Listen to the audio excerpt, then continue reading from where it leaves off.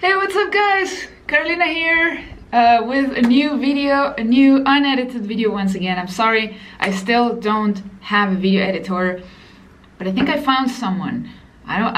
Fingers crossed, I think I found someone.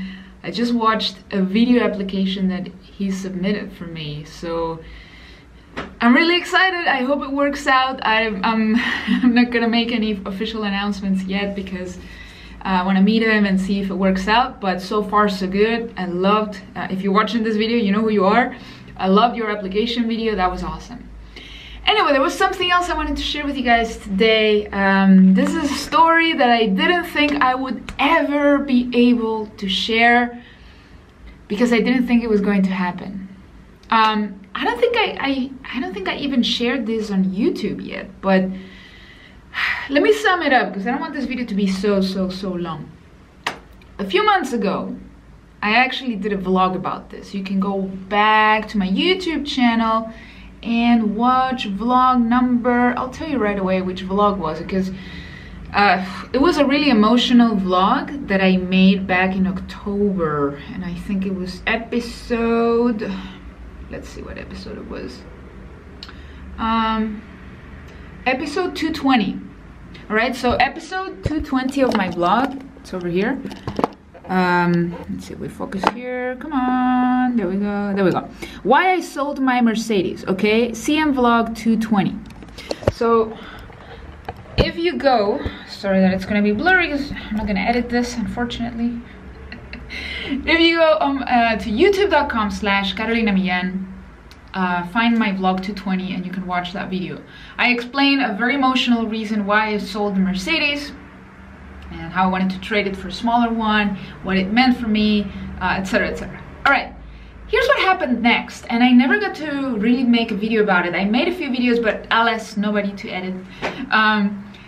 The guy I sold the Mercedes to turned out to be a scammer. Okay, so basically what happened was he paid for the car with a forged document.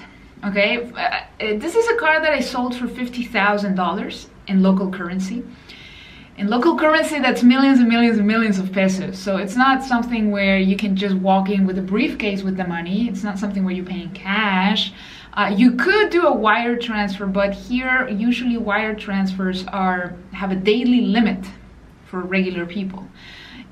So the normal way to sell a car or an apartment or something very expensive over here is through a cashier's check, which supposedly is much better than just a regular check, because a cashier's check is as good as money. It means the money has been withdrawn from the person's account, so it's already in that document, and then you just deposit it and then the money shows up in your account.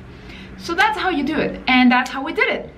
Now, I didn't know at the time, but the guy had forged it, and the cashier's check was for only $50. So instead of 50,000, it was for $50.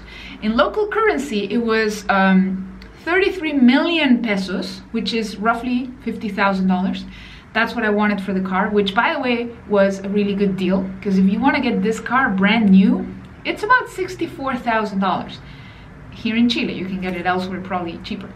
So instead of 33 million pesos, it was for 33,000 pesos, which is the equivalent to 50 bucks. So what he did with some kind of special printer, I don't know, he added 3 extra zeros to the cashier's check, and instead of 1,000, he added millions. So that's what happened. Now, I didn't find out at the time because the car was still under my name when he took it, because I still had debt on the car. And I don't want to really make the story too complicated, but basically, when you buy a car over here with debt, which is what I did, I didn't pay up front for it, I was doing monthly payments. The car has limitations where you can just sell it and transfer it to somebody else's name until you pay off that debt, which I did. So I pay off the debt. Then we go to a notary, we sign a few papers. He gives me the cashier's check. They keep it at the notary for a few weeks until the limitation gets lifted, and then the domain of the car can be transferred to a new owner. All right, I know it sounds complicated, but That's basically it. So in the meantime, I was waiting for, you know, the car to be cleared so that he could transfer it to his name. And he took the car away with him and left the money, the cashier's check, in custody at the notary, which I didn't know about that, but apparently it's a very standard procedure that a lot of people follow. And so everything checked out, everything was legally done. What happened next is that a few weeks later, the police come over to my apartment to talk to me about the guy and the car. They tell me, okay, are you the owner of this Mercedes with the following license plate? I'm like, yes, that's my car. What happened? Well, it turns out your car was seen at a crime scene. There was this guy who went over to scam somebody with a forged cashier's check, and they used your car because it was in the security cameras. I'm like, what are you talking about? So they explained the whole thing to me, and it turns out the guy was out there scamming other people with the same strategy, using my car, so they saw him in the security camera. So the police come to me, they say, you know what? You are very likely another victim of the scam if you sold your car to him. I immediately call up the bank and they tell me, indeed, oh yeah, there is a cashier's check here under your name, but it's for $50 instead of $50,000. Next thing I do, I immediately go to the police, I report the crime, and I'm like, I have no idea about the guy's whereabouts anymore. And just a couple days later, after I found out, because weeks went by, that limitation I told you about the car being able to be transferred, well, it was lifted. So the moment it was lifted, what I did was, I went to, not the notary, but the place where you do all this legal stuff. I'm sorry, I don't know the English word for it, but in Spanish it's called registro civil or civilian register, whatever. I'm really bad with names of official places. So we go there with my dad and I'm like, Dad, I'm gonna transfer the car to you so that the documents that I signed for this guy are gonna be invalid because I'm no longer the owner, and so the guy cannot transfer the car to his name. So I did that, and then I went to the notary, I blocked a few of the documents or the permissions that I gave him, and so that way we were able to stop him from transferring the car to his name, because if he did that, he would be able to sell it to a third person, a third party, and then there was no way in hell I would ever get anything back. Fast forward, this was in early December that I found out and we did all of this. Fast forward until early March, okay? So until now. Last week, really. Here's what happened. I felt really frustrated, I felt really stupid. I did the blaming game, the coulda, woulda, shoulda, you know, everything you want to imagine. I did it. How could I fall for it? Why didn't I do this? Why didn't I do that? Why didn't I double check? Why didn't I call the bank sooner? You know, I didn't want to waste any more of my time and energy on that. So what I did was I let go of it. I said, you know what? $50,000 loss. It's going to be a fun story to tell in a few years when I'm super rich and, you know, whatever. It's going to be a fun story to tell. How I lost 50,000, right? How, you know, I got scammed, and here's what to do so that it doesn't happen to you, or here's what not to do when selling your car. So I was trying to look for the positive. I could have done further legal actions against him and sue him, but I decided to just go the regular way. I just went to the police and let the public ministry do their thing. So I let go of it. Then I went on a trip to the US. The vlogs are coming, by the way. I did so many vlogs while in the US, but nobody to edit. So all those videos are gonna come super late, but they're coming, okay? I still wanna share everything with you because this means so much to me. I'm so passionate about my content, and I think you can tell. So I come back from my US trip. I had so much fun. I had completely forgotten about the car and everything, and I was figuring out that's okay. The universe is gonna bring me that money back from a different source. I'm just gonna keep putting positive energy out there, just keep doing my thing, and I'm gonna multiply that money. So what happened was I land here, and a couple days later, I start getting messages from friends and stuff. They're like, hey, is this the guy who scammed you? He's on TV. And I'm like, what? What happened? I was so confused, but long story short, the guy who scammed me apparently was friends or business partners with a former reality TV star, local reality TV star here from Chile. And the reality TV guy died in Bolivia, okay, a few weeks ago. And they found him dead in Bolivia. And then they discovered that he had gone there with the guy who scammed me. They were in the same car. And apparently what they were doing is they were delivering someone else's car, stolen car, same strategy, the fake cashier's check, same thing they did to me. And they were bringing it to Bolivia to trade it for drugs.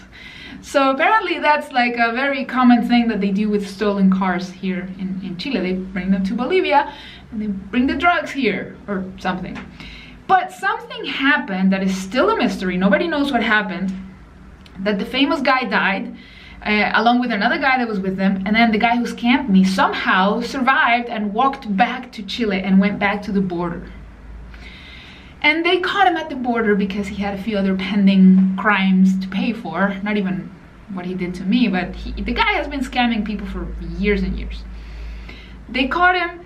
It turned out he was with this guy, and then it started to show up on the media. And then what happened? The journalist, you know what I've discovered with this entire experience? Journalists have so much better connections than the police. It's like it's been months and months and the police had nothing, like they hadn't found anything, they didn't know where he was, nothing about my car, nothing at all. But the moment it shows up in the media, journalists connect the dots, they start calling me because they noticed that I was a victim of the same type of crime that these guys were committing. So I'm like, okay, sure, I'll talk to you.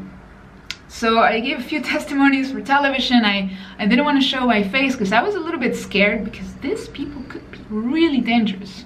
And they knew where I lived, they knew everything. So I'm like, okay, I'll tell you the experience about the scam and everything that happened with my car, but I don't want to show my face. So I did a bunch of interviews like this, okay? So what happened next is what I'm still like so excited about. Because this showed up on the news. The journalists, when they interviewed me, they asked me, hey, do you have photos of your car so we can show it? I'm like, yes, I do.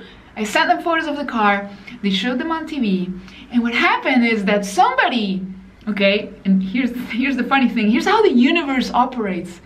Somebody who saw the news, saw the photo of the scammer on the news, recognized him, and warned somebody else who had rented a cabin in the mountains in the south of Chile to the scammer, and warned him, hey, this is the guy you rented a house to, and he's on the news, and apparently he's a scammer or something. And then the guy who had rented the house was like, oh, you're right, and by the way, he hasn't paid rent in months.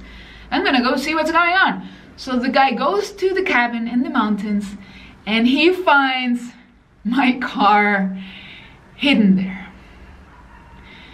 He calls the police go there, they find my car, and they call me. This was literally a week ago. A week ago I get this phone call, I'm like, are you kidding me? And at first I thought it was maybe a joke. I thought it was, I don't know, I've been on TV and all of this, maybe somebody else is joking, or maybe somebody else wants to scam me. So at first I didn't believe it, and then they start sending me photos of the house and the car, all dusty, in there. And I couldn't believe it. I couldn't believe it because I had let go of it, and this is probably, you know, where I wanted to get with this whole story. I had let go of the car, you know, I had let go of the guilt. Even though, you know, my family were like, are you sure you're not gonna like sue him or pursue any further legal action against this guy or whatever, like make sure he gets caught? And I'm you know, it already sucked so much energy out of me, already took so much money out of me, like I'm gonna, you know, turn the page and move on. And that's what I did. And the car came back. It came back to me. My friend, here's the moral. By the way, just to end the story, the next day, so not last Thursday, today is Wednesday, the 13th. So this was last Wednesday, and then Thursday, my husband, my dad, and I, because I didn't want to go on my own, we drove 500 kilometers. I don't know what that is in miles, but 300 miles or something. 500 kilometers to the south of Chile to recover the car. We had to leave it there. It was not in the best conditions, but it wasn't that bad. Like it didn't have any big significant damage, like visible. The keys weren't there though, so we had to get it on oh my god, I forgot, a tow truck. Tow truck, that's the name, where you put another car.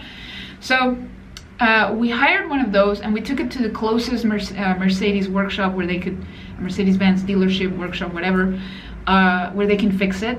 So the first step that we have to do now, we have to wait for the keys to arrive, so that's going to take a few weeks. Once they can start the car with the keys, they'll be able to tell me what extra further damage there is. There is some damage on the outside, a few scratches, a couple little bumps, but that's it.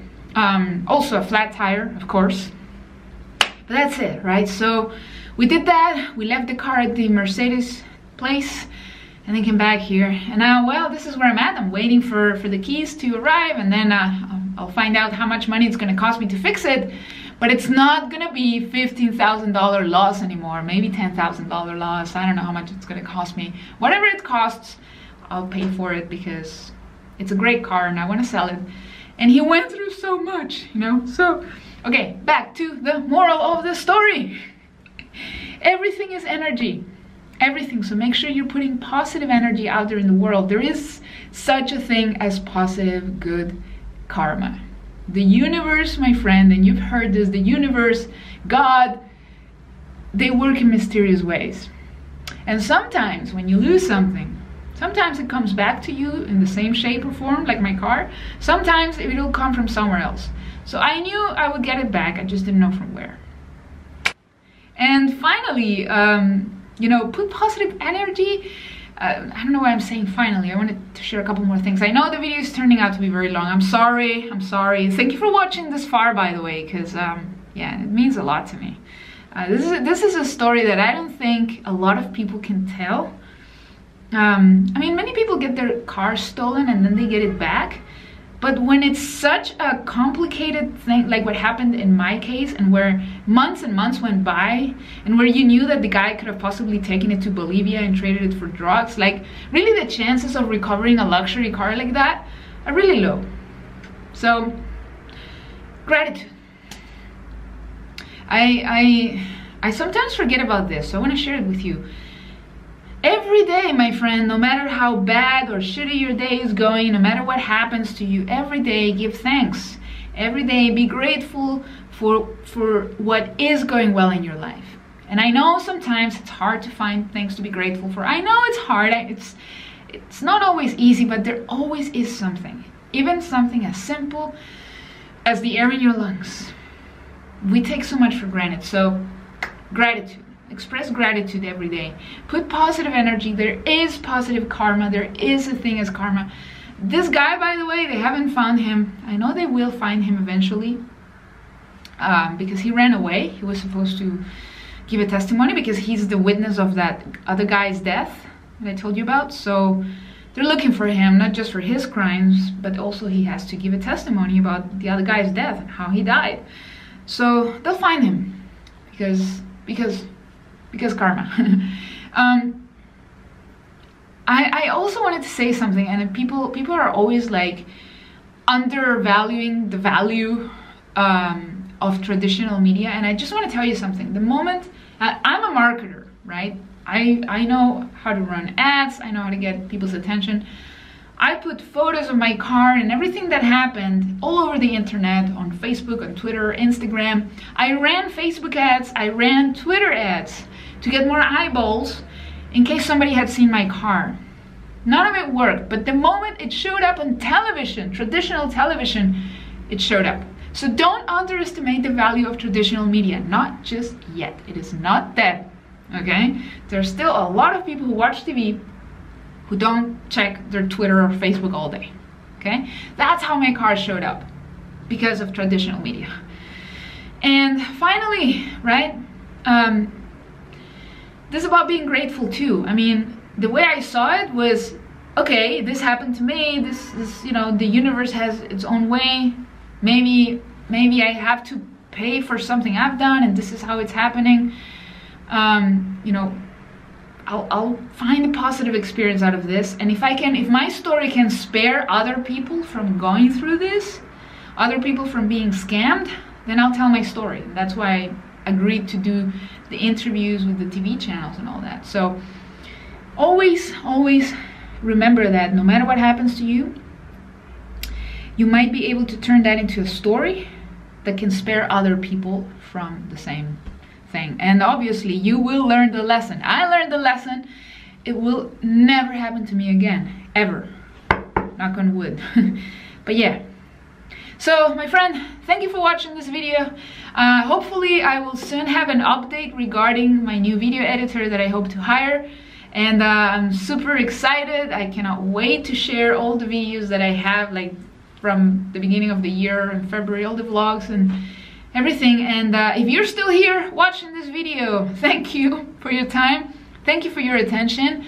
Leave me a comment here below. I want to hear from you. Tell me about you. Tell me why you are still subscribed to my YouTube channel. Tell me what content you want to see more of. And let's continue to rock 2019, because I have so much positivity and so much value that I want to share with my audience and my clients. So let's make it your year. I can already feel this is my year, by the way. It's the year of the pig, and I am a pig. I know that doesn't sound very nice, but I was born in 83, so 83, December 83, to be exact. So I'm a pig in the zodiac, in the Chinese zodiac. So it's my year, and I can already feel it. 2018, man, that was so challenging.